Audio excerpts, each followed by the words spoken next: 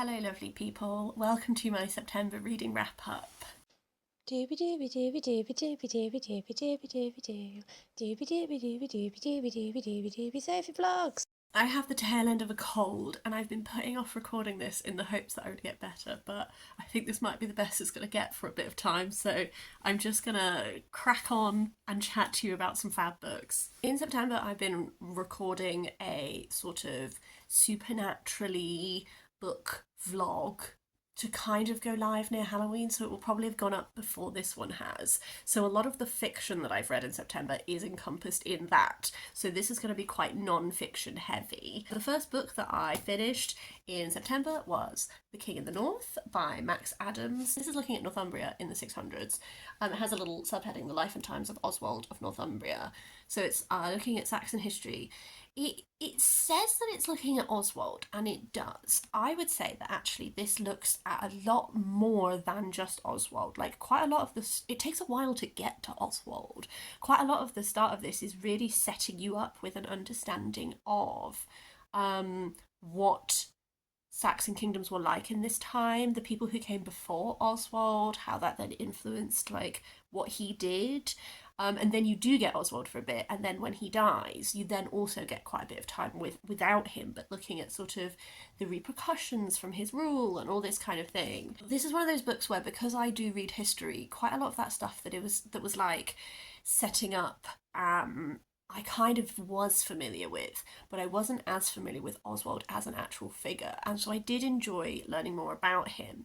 I think weirdly he isn't as present in it as you would have, as I thought he was going to be when I went into it, but I recognise that there is such a difficulty with this time period with like sourcing and, you know, what sources survive, how much do we actually have to talk about, and then also so there is an element of having to suppose lots of things, because it's like, okay, well, this person tells us this, what are these person's biases? And I do think that it did a good job of like sort of discussing, like, what I'm saying is that I wouldn't go into this being like, come on, Oswald, I'm gonna get the most in-depth understanding of you possible. I think it is rather painting a broader picture. It was an interesting read. I'm not sure how much of it is gonna like truly stay in my brain, but that might be because I'm adult. A non-fiction book that was lent to me is Madly Deeply, the Alan Rickman Diaries, edited by Alan Taylor, with a foreword by Emma Thompson. I don't know if I'm about to have a really controversial opinion on this. I kind of wish I hadn't read this. I don't know. It is interesting to get an insight into Alan Rickman. I think he is a very beloved actor. I have very fond feelings towards him, as much as you can for an actor that you don't know. I've enjoyed a lot of his work. He came across as seeming like a nice man. I think what I found slightly weird about the reading experience of this is about partway through, I kind of came to the realization that I don't think that these diaries were really intended to be published. And it's interesting, isn't it? Because his wife is the person who made the decision to get them published, and she has a like a bit in the back. And Emma Thompson, a very close friend of his, does the introduction. So these are people who are very close, who were very close to this man, who have endorsed the publication of this. I think just as I was reading it, it didn't read to me like a diary that is written with the intent of one day people reading it. It read very much like notes to self almost, because a lot of the entries are very small and they're very short, and they kind of feel like notes being written to oneself, so then in the future you can remember that, oh, I did this on this day, and that kind of thing. Emma Thompson also talks about how lovely he is, and again, interestingly, I think maybe his diaries were an area of his life where he let himself complain about things in a way that maybe he didn't to actual people, because there's quite a lot in this that is complaining about, it's like judgments on people, or complaining about like processes of recording things and creative disagreement and all this kind of thing. I don't know. I think that it could have done with maybe more editing, because as I was reading it, there were these great moments and like insights into shooting films that I love and all that kind of stuff, and that was really interesting. But there's quite a lot that's just quite mundane and day to day, and I felt like it needed tighter editing to bring more, maybe more structure. Like, it goes through chronologically, and I think that you just have big swathes of time where it's not really, nothing really enlightening is happening.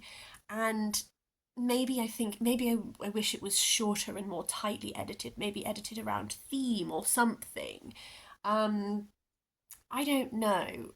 I felt uncomfortable reading it at times because I felt like if I had written these things with the intent for no one to ever read them, and then millions of people got to read them after I died. I don't know. It didn't feel like something that was written with that intent. So I know loads of people have read that and absolutely loved it, and it hasn't in any way like affected my opinion on the man.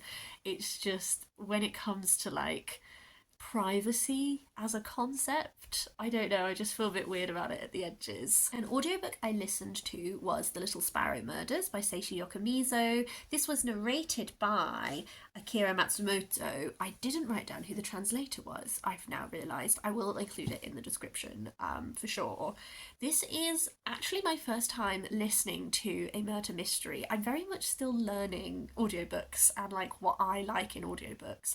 I think I probably wouldn't listen to a mystery again because I realised partway through that something I like to do is, you know, sometimes you like to like flick back and be like something happens and you're like, oh, hang on, I just need to check this other thing that happened and see if that tallies up and that kind of thing. Like, I definitely think I prefer physically reading a murder mystery so I can sort of keep track of things better.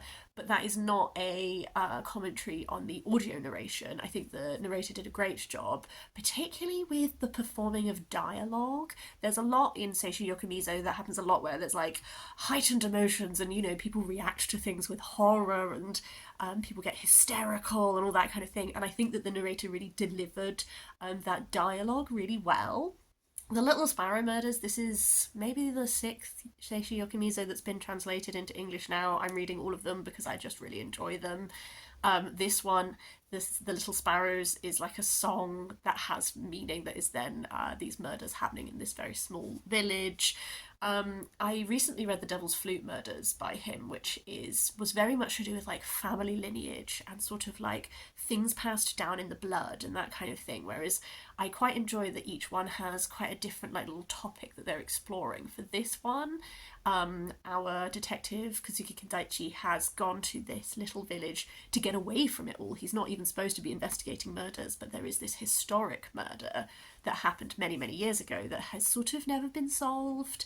And he just happens to be there, but then while he's there, someone else gets murdered and things start developing, and obviously these are all tied to what happened historically. So there is this element in this one that is like small village knowledge, where it's like the more you understand the sort of little village politics, the more things start to unravel and you get a better understanding of the case and everything.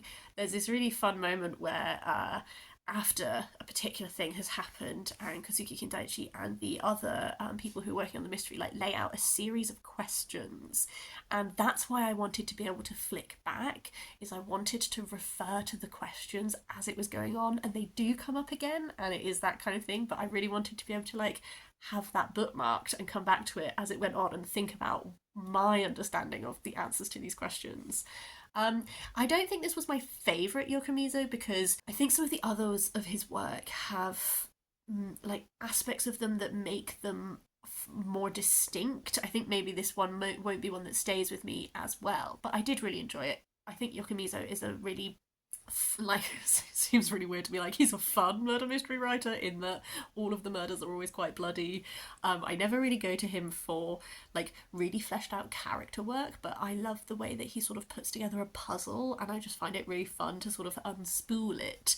And I do like the way that all of his murder mysteries feel quite distinct from each other in that they usually have a different angle or a different aspect that's being explored, so I do like that. I read Pindar's The Complete Ode. Odes, which is translated by Anthony Verity. I read this right at the start of September because I was watching a lot of Paralympics, and I will say I absolutely think watching the Paralympics made me enjoy these more, because these are odes to athletes, some of them who are competing in the Olympics, some of them in the Nemean Games, in the Isthmian Games, I can't say that word. So it's all about athletes who've competed in these games, and it was really fun. Like, I was literally reading this in between like advertising breaks while watching loads of the Paralympics, and hearing the way that we talk about athletes now, and then reading the way that they talked about athletes at this time. It had like a really interesting way of making it feel much more like contemporary and relevant. And you know what a lot of these are in their form is that someone has paid him to write this ode to this guy who did well in like the Olympics, and so he does this ode, and a lot of it draws on mythology, whether to sort of compare him to a mythical figure and set him up on this like level, whether it's because it's like a mythical figure that he is like mythically lineage ties to, or just like, here's a little story, now isn't this guy great. So it was really interesting from that point of view. Definitely towards the end I was a bit like, okay, I've read a lot of odes by now, but it has been interesting. I've been very much dipping back into like classical sources and that kind of thing, and this is a sort of area that I've not really read that much in, so that was fun. A historical fiction that I read in September is The Kingdom of Back by Marie Lu. I definitely, when I was talking about this in my TBR, thought it was much more fantasy, but no, it's solid historical fiction following Nannerl, who is Mozart's sister. It does have like a slightly fantastical element weaved into it. So Nannerl was Wolfgang's older sister. She was also a musical prodigy. She was touring on her own right and everything before he started playing all the musical instruments and everything. So but a real thing in real history is that the two of them created this little mythical land called the Kingdom of Back, and they would tell each other stories about it. And how that gets interweaved in this is you are following the Mozart family as they are struggling to sort of, you know, make it, if you will, in this world, when they're still young enough to be considered prodigies, and trying to capitalize on that while it's still an amazing thing before they get too old to then be classed as that. And now you're getting a lot of the perspective of what it's like to be a woman, and how she's treated differently to Wolfgang, and how there is automatically even more pressure on her, because when she reaches a certain age she knows that she's going to be expected to stop. And you know, what can men do that women can't do in this sphere? Compose, all that kind of thing. So there's very much a look at all of that, and then alongside that is these little tales that she tells her brother about the Kingdom of Back, and then this figure who is coming out of them, who is promising her that if she just does a few things for him, he can help solve that problem that's looming, and all this kind of thing. As you might expect, there is like that role takes a turn. What I really, really loved about this is I think that Marie Lu's descriptive writing is really gorgeous. Like, when we were in the historical context, I felt very rooted. But then when we go to the Kingdom of Back and she's describing all these like fantastical places and the adventures that they're happening there, like, I felt like that was so tantalizing and engaging. I loved all of the like visual imagery descriptions. I thought that was really wonderful.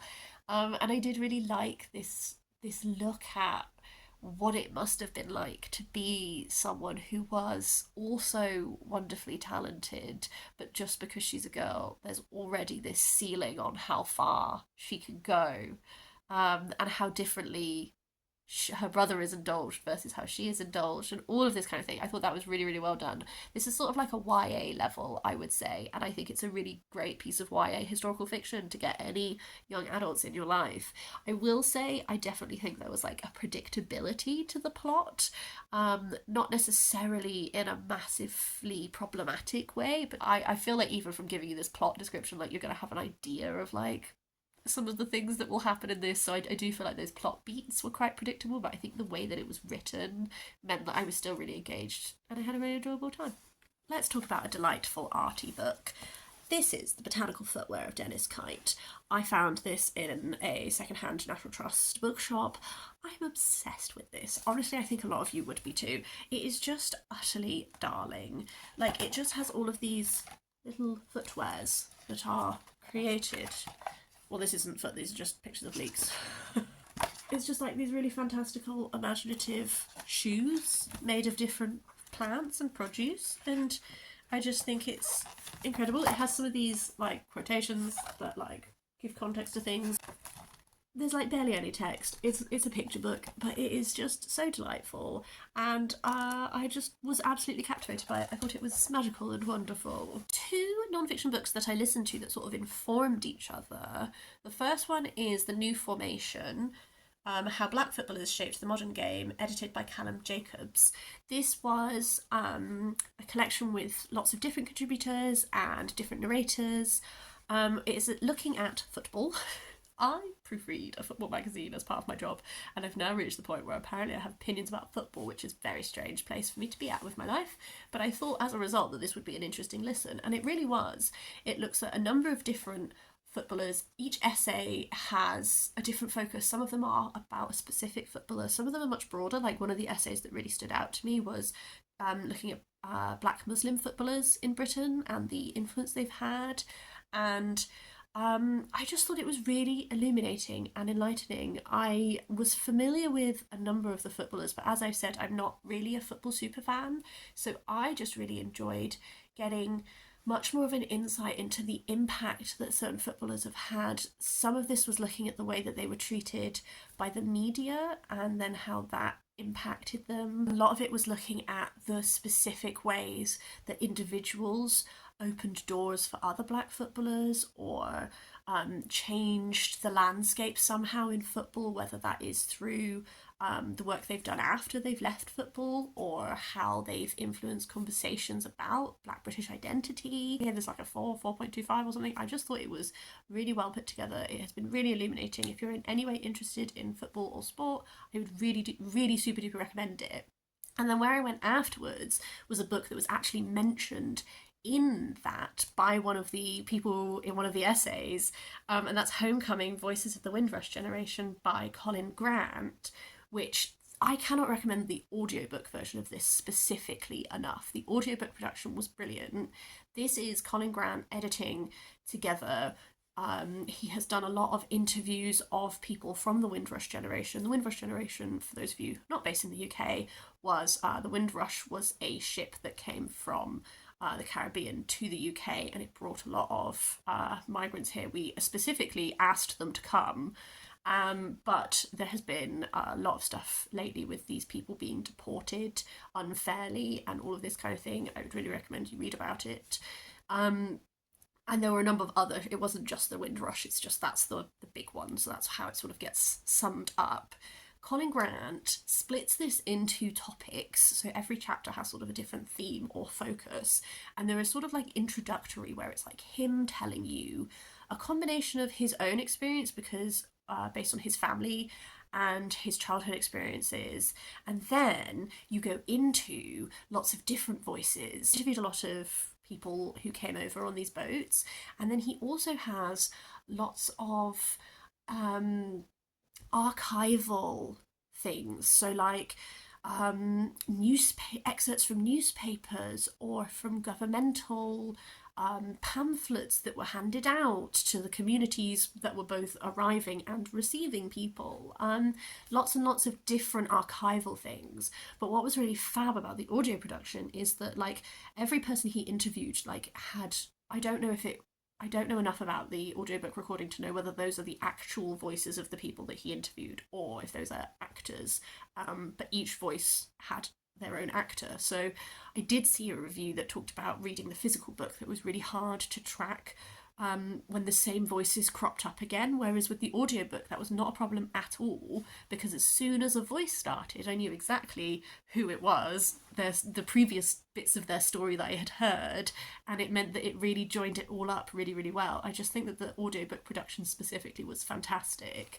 This was a really great piece of history to get that primary source understanding from, because there's one thing that's like reading about it in newspapers as all the scandals been happening lately and all that kind of thing. Very much another thing to listen to all of these different people tell you their experiences and the variety of experiences, and I feel like I've got a much deeper understanding of what it was like for these people, but also how hard it is to say that there's like one story of what that was like. Anyway, I just thought they were great and they worked really well as like a pairing. I'm really enjoying listening to non-fiction. That's where I find myself in my biggest comfort zone with audiobooks. To go to another mystery, I also read Whose Body by Dorothy L. Sayers. This is the first of the Lord Peter Wimsey series. I did have a few people comment to say that this is like not the best of them and it gets better, which I do appreciate because I enjoyed this. If I didn't know that, I probably wouldn't continue with the rest of the series, because this follows Lord Peter Wimsey, a rich guy in the 20s, and he seems to have developed as this little hobby investigating crimes. So in this one, there is a guy that is found dead in this guy's bathtub, and he's completely naked apart from a pair of pince nez. And investigations happen from there. I think what was interesting is that it becomes quite apparent who the culprit is much early. It's not like Agatha Christie where you like who there's reasons for all these people, and then right at the end you find out who it actually was. It was more like you kind of know who it is, but then you have to work backwards to figure out why and how, and that was interesting. I think that because it's quite like light and jolly at times, I found the way that Lord Peter Wimsey talks like a bit annoying sometimes. But what I was again intrigued by is that there is a moment in this where you suddenly become aware that actually like he's really affected by his experiences in the World War, and he has this shell shock and all this kind of thing, and that his butler in this was his Batman in the war and all of this kind of thing. And I feel like I can see how his character is going to develop more complexity and more interest as this goes on, and that's what made me interested, because for a lot of this I was just like, oh, he's just like a hoity-toity rich man investigating this for fun, blah blah blah, and it was fine and I was having a fine time, but I was like, I'm not sure I'm going to read anymore. Whereas these like glimpses of what he might develop into has really intrigued me. I would be really interested to know if you have read Dorothy L. Sayers. Like, do I have to read them chronologically? Can I just go around based on the ones that sound most interesting? Let me know your thoughts. That would be really, really valuable. I have Black Marks on the White Page, edited by Witi, Ihimaera and Tina Makereti. This is a collection of oceanic writers. It's just a variety of short stories, excerpts from longer works. It also has like photography and stuff throughout, which is really fab. I'm just going to see if I can find you an example. Yeah, so it's interweaved with like artwork by oceanic creators as well, which was really fab. With all collections, often they end up being a bit middling. On the whole, I think this was a really good collection, actually. I think I gave this a 4 stars. I feel like it has a really great variety of styles. Not everything 100% worked for me, but there were a few. I'll tell you my standouts. Matariki All Stars by Patricia Grace, who I realise is the author of Patiki, which is a book that I've been wanting to read for ages. I really enjoyed that one. Nick Lowe is an author who has 2 short stories in this, and I really liked both of his. His were very much, he is an Indigenous Australian author, and I really liked his. Mary Rocadavdru, Famished Eels, After the Tsunami by Siri Barford, The Stone by Michael Peleloa. Those were my standout favourites. Even within that list of my favourites, the styles and the focuses of those short stories are all very different. I really liked the variety that was in this. I feel like even when there were forms that maybe didn't wholly work for me, or everything I read I still thought was really good. There was nothing I read in this that I was like, oh, that's just a bad short story. I just think that it had a really interesting selection and strong voices. I've tried to go away and look up a lot of these authors, and a lot of them don't have individual published works, but they've contributed to a lot of other collections. So that's really interesting. So I do know that if I wanted to, I could go away and find some of those other collections and try and read more of them. I would say that if you're in any way interested in reading like Pacific Islander writings, oceanic writings, I think that this does a really great job of providing a gateway in to then go and find and explore the people that appeal to you the most. I think it's a really great collection. I'm not sure I've done a very good job of talking about it because I'm ill, but I still would very much recommend it. It's probably, I don't read that many short story collections anymore because I often find myself feeling quite meh about them. But this one, I'm really glad, and I'll be keeping it, and I'll be dipping back into it for sure. And I really want to get my hands on Patiki. Japan Story, In Search of a Nation, 1850 to the Present by Christopher Harding. My brother gifted this to my partner for his birthday, and I realised that I'm actually going to a talk by Christopher Harding very soon, so I was like, I'm sorry, I'm going to take this from your hands and read it first. This was really interesting. It is a look at Japan's history, but why I particularly enjoyed it is there is this framing throughout that is looking at the story of Japan and the story that Japan tells about itself and comparing that to what the sort of actual reality is.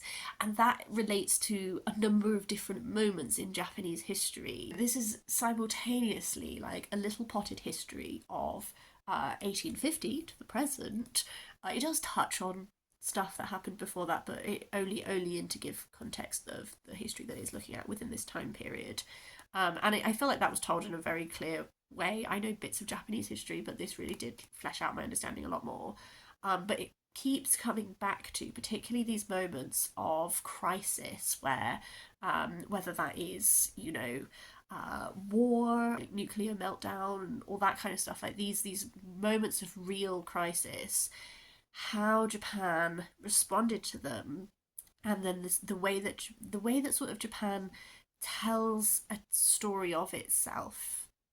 How does that reflect the way that what actually happened, what actually like the response was, but also how can that story of itself unify to create like a drive for people to respond in a certain way? I don't know. Something that was interesting, for example, was in like the 80s, there was this sort of narrative of Japan was saying about itself was like, oh, these young people, they are isolated, they're lonely, they're not settling down, they're not creating families. And I feel like that's a narrative that I've heard about Japanese people now, but clearly they are, because otherwise there wouldn't be any more people. You know, like that's just a really silly example because my brain's not functioning. But this idea of being a country that has a story that you tell about yourself, but then also a story that other countries tell about you when they look at you, and how realistically is either one of those things actually a reflection of what it is like to be in that country and living those moments of history. I don't know, I thought it was really interesting. The talk I'm going to by him is for his latest book, which I will put a picture of up here because I can't remember what it's called, but I think it's about how the West views the East. I'm just going to it because me and my friend were interested in attending a few literary talks and we thought it sounded cool, so I'll find out what that's like. Ultimately, I'm going to talk about the Oresteia by Aeschylus. The particular version I listened to is the BBC radio productions, which is adapted by Simon's... I can't read my own writing. Simon Scatterfield, Ed Heim, and Rebecca Lenkovitz. It's a full cast recording, which was fantastic. Includes people like Leslie Sharp, Hugo Spear, Will Howard. It was a brilliant production. The Oresteia is Agamemnon, the Libation Bearers, and the Furies. So those are the three plays. Agamemnon is about, like, you open with these two shepherd people who are looking for the beacon that tells them that Troy has fallen, and then Agamemnon returns and Clytemnestra obviously murders that man. Libation Bearers is about children of taking revenge upon Clytemnestra, and then the Furies is about the Furies taking their revenge on Orestes, who is the child of Clytemnestra who killed her. And then it all goes to trial with Athena, and like modern democracy is formed. I would really recommend this recording. I cannot recommend it enough. I thought it was really brilliant. I will just caveat that by saying that these are interpretations rather than translations. I still want to read this in book form because it is a production, and like any production, it is taking interpretive decisions, so I don't know how accurate it is to like the actual translated text, so I do still want to read this at some point. I think as interpretations of, the first two were my favourite. I have come to the acceptance of the fact that the Furies is not my favourite play because I find it quite boring, because the Furies is like, the Furies are hounding Orestes, and then they go to trial, and it's a court case. And the whole crux of the Furies is that Apollo argues that women don't own their children, men do. Women are just vessels, and therefore it doesn't matter that he murdered his mum because she doesn't matter, because his dad is more important, and because Athena, hashtag girl boss, is absolutely not a woman's woman. She's just like, yep, that's fine.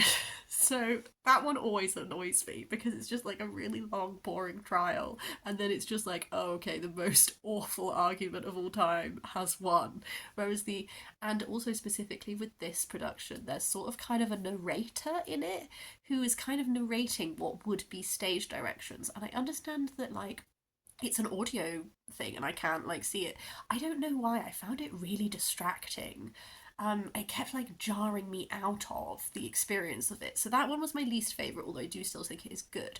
Agamemnon I thought was so good with how they um it's like an older, I can't remember if these jobs are right. It's like an older man talking to the younger man while they're waiting for the beacon, and you get to see the story that has become popularized. Where like Agamemnon's great and he sacrificed a deer and now he's going to come back and everything's going to be good. With this older man who knows the truth, which is that Agamemnon sacrificed his own child. He absolutely knows that Clytemnestra is not going to let that man get away with it, and it's like this push and pull between like age and youth and experience and innocence and all of this that like runs throughout it, and the way that it was framed between these things. I think my favourite thing about this whole cycle is this interplay of the concepts of like justice and like what is justice, and like justice versus revenge versus like both of those are such, the concept of justice, the concept of revenge are so different from the idea of like what is right and what is fair and what do people deserve. I don't know, there's such an interesting dialogue, particularly when it comes to like the Furies as agents of vengeance versus like this legal system and this concept of justice. I don't think any of these things fully lead to a situation where you're satisfied. And then also like vengeance being passed down through bloodlines, particularly when you think about these plays having been written in like the context of Peloponnesian War, where you have city-states fighting each other. Like this is a reality where like families will have passed down like feuds between each other, all this kind of thing. Like I just think it's so interesting from that point of view. I'll stop waffling because my memory is running out and I need to talk about the last book so that I can finish. The last book is Defoe by Pat Mills and Leigh Gallagher. This is a 2000 AD sci-fi comic that is set in the 1600s, and the restoration of the monarchy has happened, but there are zombie plagues everywhere, and it's kind of playing around with the history of the Civil War and interweaving it with this like sense of the world ending. I think that it has some really cool elements in it. Pat Mills always does this thing where he like takes really interesting moments of history and like ties things together, like the people who are creating technology to fight against these zombies are really linked to like learned men from history and all that kind of thing, and that's really interesting. It is like just like a gory zombie fest. Like it's definitely got like a lot of like, oh, now we're all fighting the hordes and all that kind of thing. If that sounds like your jam, it was a fun time and I enjoyed it. I will stop talking now. I really hope that this has actually been interesting. I do feel that I've lost my brain while recording this. I would really, really love to hear any of your thoughts. Please do leave me a comment down below. It's always welcome. I hope that you've been having a lovely time. I hope that you have not been struck down with the cold like I have. Yeah, have a lovely day. I'll see you next time for something different.